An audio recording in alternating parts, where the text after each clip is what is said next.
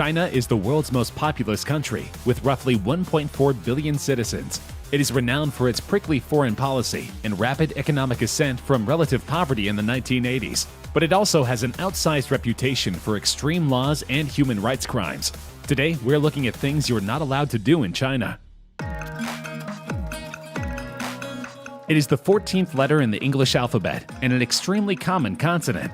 But for the Communist Party of China, it is also a subversive and intolerable character that was banished from the internet in 2018 as Chinese censors battled to silence criticism of Xi Jinping's bid to set himself up as ruler for life.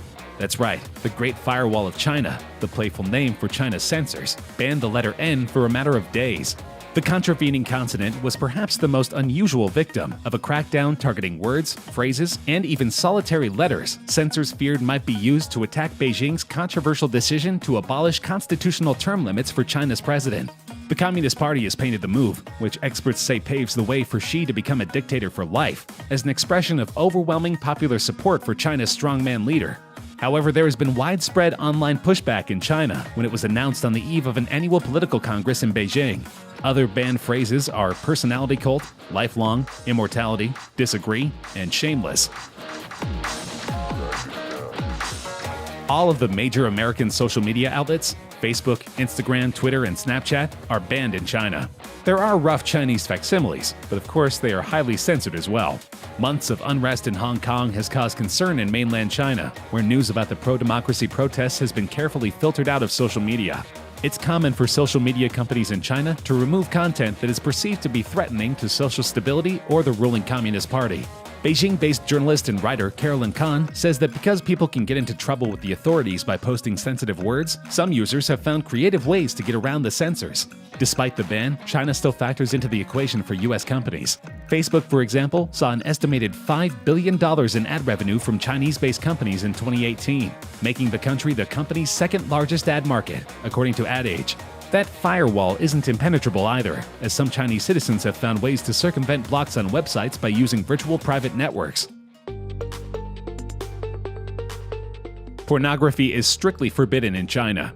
Those who produce, disseminate, or sell obscene materials could be jailed for life, according to the country's criminal law. But while forbidding porn is one thing, actually getting rid of it is quite another, especially when users have social media, cloud-based services, and new payment methods at their disposal. Despite an ongoing crackdown against spiritual pollution, as the Communist Party once called it, porn is alive and well on China's internet. Censors have closed down many services in recent years, but in a constant game of cat and mouse, providers and users have found other ways to share adult content, whether it's self-made or pirated. Indeed, the development of the nation's online porn industry mirrors the overall development of China's intranet, as its tightly controlled internet is often jokingly called. A record high of 308 major cases of pornography and illegal publications were listed for thorough investigation in 2019, with 78% being internet-based cases, according to a statement released by the National Office for the Fight Against Pornography and Illegal Publications. Since all land in the People's Republic of China, or PRC, belongs to the state, corporate entities and individuals are not permitted to own land, although they may own the property above the land. Although the party did not abolish private ownership of urban land when it took power in 1949, it gradually restricted the rights of owners over the years. In 1982, the law finally caught up with reality when China formally nationalized all urban land. Since the early 1990s, however, urban land has been available for sale in the form of long-term leaseholds, or land use rights, which last up to 70 years on residential land and for shorter periods for industrial and commercial land. This system allowed the state on the one hand to obtain the economy-wide benefits of market allocation of land as well as the revenues from leasehold sales, while on the other hand to maintain that the principle of state ownership of land had not been compromised. After all, buyers got merely leaseholds of several decades, not ultimate ownership. The original rule about what would happen when the leasehold expired was unambiguous. The land would go back to the landlord, i.e. the state. If leaseholders wanted to extend the lease, they would have to pay for it. Google's first foray into Chinese markets was a short-lived experiment. Google China's search engine was launched in 2006 and abruptly pulled from mainland China in 2010 amid a major hack of the company and disputes over censorship of search results. But in August 2018, the investigative journalism website The Intercept reported that the company was working on a secret prototype of a new censored Chinese search engine called Project Dragonfly. Amid a furor from human rights activists and some Google employees, U.S. Vice President Mike Pence called on the company to kill Dragonfly, saying it would strengthen Communist Party censorship and compromise the privacy of Chinese customers. In mid-December, The Intercept reported that Google had suspended its development efforts in response to complaints from the company's own privacy team, who learned about the project from the investigative website's reporting. At this point, only Google rival Bing is allowed in China, and only under very controlled circumstances. Of course, there are many legitimate medical professionals in China, but there are also numerous scalpers who sell tickets to see a doctor on the black market.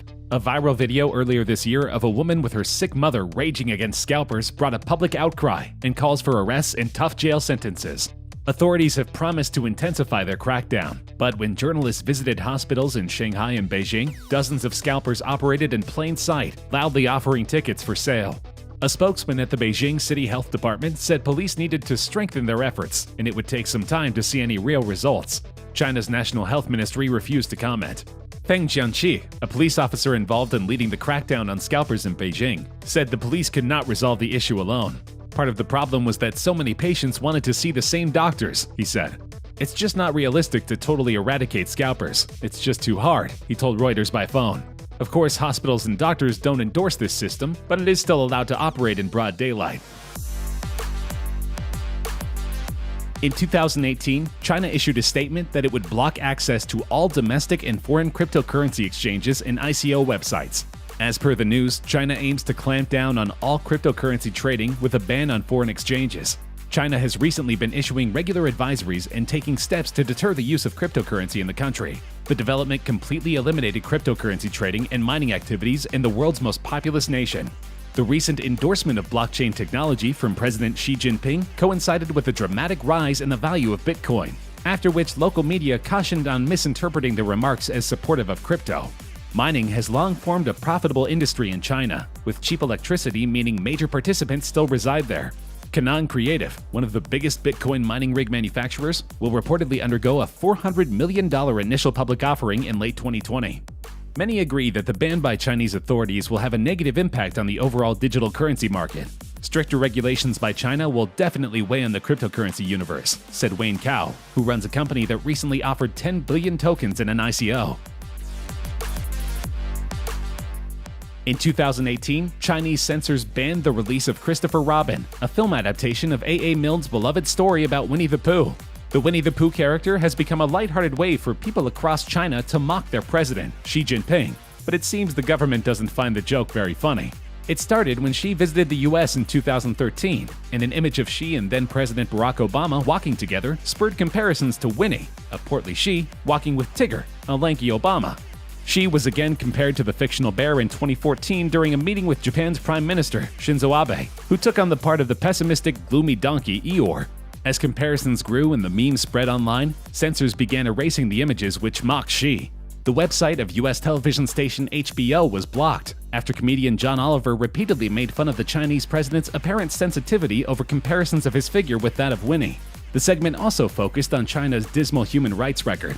He's propagating the issue, and frankly, I think he's humiliated himself by being so childish about it, says Deb Hoffman, who holds the world record for the largest collection of Winnie the Pooh memorabilia. If he would have just let it go, it would have died down by now. Plus, if the idiot knew anything, he would be delighted to be compared to Winnie the Pooh. After all, Winnie the Pooh is a very good-hearted, wonderful, thoughtful person. Being compared to Winnie the Pooh is actually quite the compliment. Visitors who travel to the Minhang People's Court in Shanghai will find themselves staring up at the U.S. Capitol building. This courthouse, like half a dozen others around China, is an almost exact replica of the Washington, D.C. landmark, with a few flourishes cribbed from the White House. It is a short distance away from Thamestown, a British-themed gated community built for 10,000 people, complete with a cathedral copied from Bristol, England. And from there, it's an easy trip to the Boot, locals' ungenerous nickname for LVMH's sparkling headquarters, which towers over the city like a white shoe. These eye-catching edifices began as China's way of announcing its arrival as a powerful player on the world stage. Now, however, the Chinese government has changed course. It has officially declared this to be weird architecture that must be stopped. Chinese leaders have turned their backs on these structures, a shift that underscores China's new conception of itself and its ambitions for the future. This month, China's cabinet and the Central Committee of the Communist Party released a sweeping directive that prohibits the construction of oversized, xenocentric, and weird architecture, lacking cultural tradition. The guidelines also forbid gated communities, presently the de facto template for upscale residential compounds, and call for future building designs to be suitable, economical, green, and pleasing to the eye. In 2011, China's media authorities stopped the clock on time travel in film and television, saying the sci-fi notion disrespects history. This would be odd for a country whose big and small screens have long been filled with historically porous period epics about scandalized courts of bygone eras. But not so when one considers that 2011 marked the 90th anniversary of China's ruling political party. The rationale for the time travel ban is that whatever isn't possible in the real world belongs to superstition, said film critic and journalist Raymond Zhou Li-ming, who notes that time travel is untouched by censors in Chinese literature and theater. In the electronic mass media, however, which in China reaches the world's largest TV audience and the globe's fastest-growing movie market, the idea of time travel presents a clear and present danger. In time travel dramas such as Myth, currently popular on Chinese TV, audiences seem to like the story of a modern man going back to ancient China, where after some adjustment, he finds love and happiness. Unsurprisingly, China rules with an iron fist. They can officially hold suspects for 37 days without cause, but often hold them much longer. The government commonly arrests anyone with a dissenting opinion, and once you are in jail, there's a likelihood that you may never get out. This commonly applies to human rights advocates or journalists who attempt to reveal the truth. Even more daunting is China's use of the death penalty. Only 20 countries on Earth still use capital punishment, and China is by far the most active.